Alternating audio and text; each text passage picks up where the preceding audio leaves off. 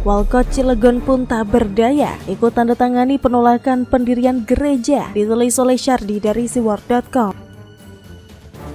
Sebelum kita lanjut, jangan lupa subscribe dan nyalakan loncengnya agar Anda menjadi yang pertama mendapatkan informasi dari jurnal terupdate. Kota Cilegon sedang ribut soal izin pembangunan gereja. Bicara soal Cilegon, ada satu hal yang bisa diingat banyak orang, yaitu Krakatau Steel, salah satu perusahaan baja terbesar di Indonesia. Tapi belakangan Cilegon terus diliput media karena sebagian warga menolak pembangunan gereja. Awalnya kelompok masyarakat yang mengatasnamakan Komite Penyelamat Kearifan Lokal Kota Cilegon mendatangi gedung DPRD. Setelah menemui pimpinan lembaga legislatif, mereka kemudian mendatangi Wali Kota Cilegon, Heldi Agustian, dan wakilnya Sanuji Pentamarta. Bahkan yang paling lucu adalah mereka ikut menandatangani penolakan pendirian gereja di sebuah kain putih. Momen itu terekam dalam video yang diambil di kantor Wali Kota Cilegon. Heldi berdalih penandatanganan itu untuk memenuhi keinginan masyarakat Kota Cilegon yang datang ke kotanya. Hal tersebut adalah memenuhi keinginan masyarakat Kota Cilegon yang terdiri dari para ulama, tokoh masyarakat, tokoh pemuda, dan organisasi masyarakat, kata Heldi. Alamak, ini benar-benar konyol. Pemimpin menurut pada gerombolan ormas, bilang aja takut atau gentar di demo. Sekelompok penolak gereja ini bahkan mengancam Heldi diturunkan dari jabatannya jika tetap memberikan izin pendirian gereja tersebut di Kota Cilegon. Selain itu, puluhan orang juga tampak membawa kain kafan sepanjang 2 meter untuk menandatangani penolakan pembangunan gereja tersebut. Wali kotanya mungkin panik dan tidak berdaya dengan tekanan massa. Mungkin daripada masalah kian panas, lebih baik main aman saja dan berdalih itu keinginan masyarakat. Dengan ikut menandatangani penolakan tersebut, artinya wali kota tersebut melenceng dari konstitusi. Sudah berat sebelah dan seolah memperkeruh situasi. Pemimpin itu tugasnya bekerja sesuai konstitusi, bukan menyerah dengan keinginan sekelompok orang yang mau melenceng dari konstitusi. Itu bisa terjadi karena besar kemungkinan pemimpinnya panik dan tidak berdaya oleh desakan kelompok tersebut. Miris, negara kalah oleh desakan ormas dan rakyat. Kacau. Dipikiranya mungkin lebih baik menyerah ketimbang jabatan digoyang terus. Parah. Kementerian Agama atau Kemenak sudah berusaha melakukan pendekatan dengan sejumlah pihak terkait penolakan atas permohonan pendirian gereja di Kota Cilegon. Kasus ini memang sedikit unik, karena Heldi bercerita bahwa penolakan pendirian gereja di Cilegon datang dari masyarakat yang masih berpegang teguh pada perjanjian Bupati Serang Ronggo Waluyo dengan PT Krakatau Steel pada tahun 1975. Saat itu Cilegon masih di bawah administrasi Kabupaten Serang. Dalam perjanjian tersebut diperbolehkan berdiri PT Krakatau Steel, tapi dengan syarat pendirian gereja tidak diperbolehkan.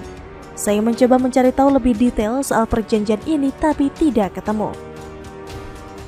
Tapi apapun itu, perjanjian tersebut bertentangan dengan konstitusi saat ini, terutama Undang-Undang Dasar 1945 pasal 28E soal kebebasan beragama dan beribadah, termasuk soal mendirikan rumah ibadah.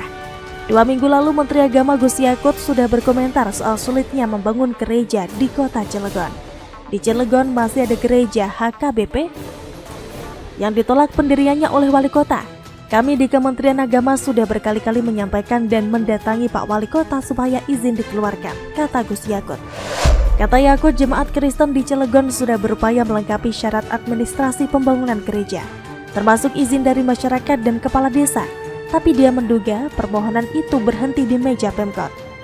Rencananya saya akan datang sendiri kalau belum beres izin pendirian itu, katanya. Tirto juga mendapatkan penemuan di mana pada tahun 2018 lalu Jemaat Gereja Baptis Indonesia Cilegon pernah mengajukan pendirian rumah ibadah. Mereka sudah mendapat dukungan 90 tanda tangan jemaat dan 60 tanda tangan warga sekitar, tapi izinnya tidak kunjung keluar. Yang terakhir mengajukan adalah HKBP Cilegon. Sejak April lalu mereka sudah mendapatkan tanda tangan secara lengkap, tapi hingga saat ini tidak jelas nasibnya. Jadi kemungkinan besar masalahnya ada di wali kota. Kalau melihat panasnya kasus ini, kemungkinan besar ia tidak sanggup menahan tekanan dari massa. Dalam kasus sensitif seperti ini, lebih mudah main aman dan ikut arus mayoritas meskipun tidak sesuai aturan dan konstitusi. Ketimbang makan tidak tenang dan tidur tidak nyenyak, lebih baik ikuti arus mayoritas ketimbang taat konstitusi. Bagaimana menurut Anda?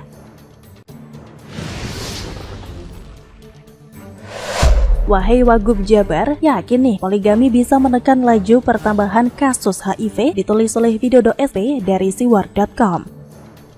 Sebelum kita lanjut, jangan lupa subscribe dan nyalakan loncengnya agar Anda menjadi yang pertama mendapatkan informasi dari jurnal terupdate. Guna menekan laju kasus HIV di Kota Bandung, Wakil Gubernur Jawa Barat, UU Ruzanul Ulum mengusulkan solusi yang sangat absurd, yaitu mendorong para suami agar berpoligami.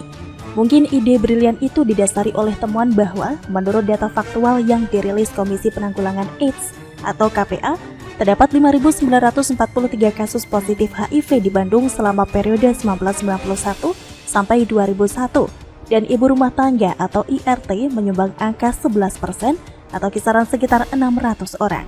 Daripada terkena penyakit itu, menurut saya, solusi menekan angka penyebaran HIV/AIDS adalah menikah bagi anak-anak muda dan berpoligami bagi yang sudah menikah.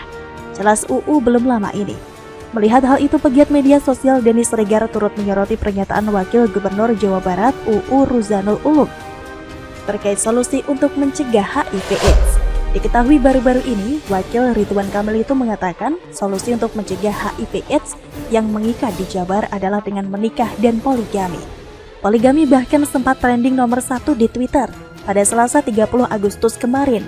Adapun Denny Siregar menyentil Wagub Jabar UU Ruzanul Ulum lewat postingan di akun Instagram Denny Siregar 7. Dunia benar-benar shock dengan kegiatan ini dan mengirimkan banyak ilmuwan ke Indonesia untuk meneliti vaksin terbaru yang baru ditemukan, tulis Denny Siregar pada Selasa 30 Agustus tengah malam. Lalu berbeda dengan wakilnya, Wagub Jabar mengaku tidak sependapat dan lebih memilih tindakan preventif lainnya daripada menyarankan para suami buat berpoligami seperti usulan Wagub UU Ruzanul Ulum. Entah apa yang dipikiran UU ketika mengusulkan solusi poligami itu. Yang mungkin terpengaruh oleh keyakinan pribadinya mengenai pria yang boleh beristri lebih dari satu.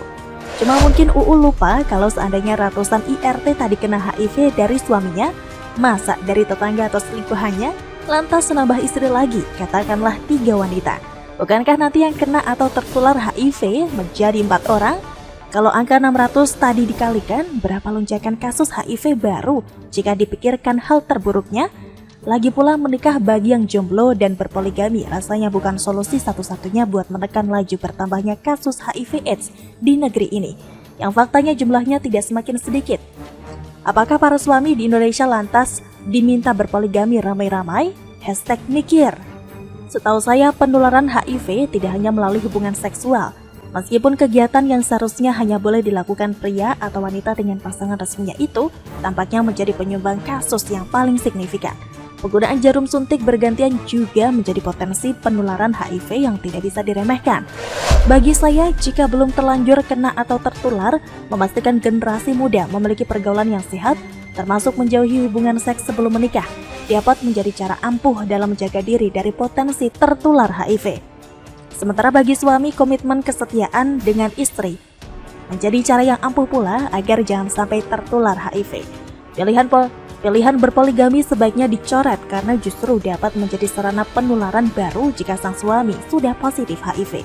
Bicara soal kemampuan bersikap adil jika sampai berpoligami, bagi saya lebih gak masuk akal lagi.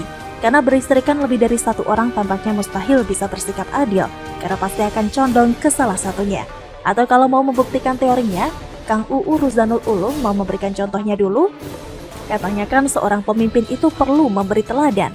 Bagaimana menurut Anda? Begitulah kura-kura.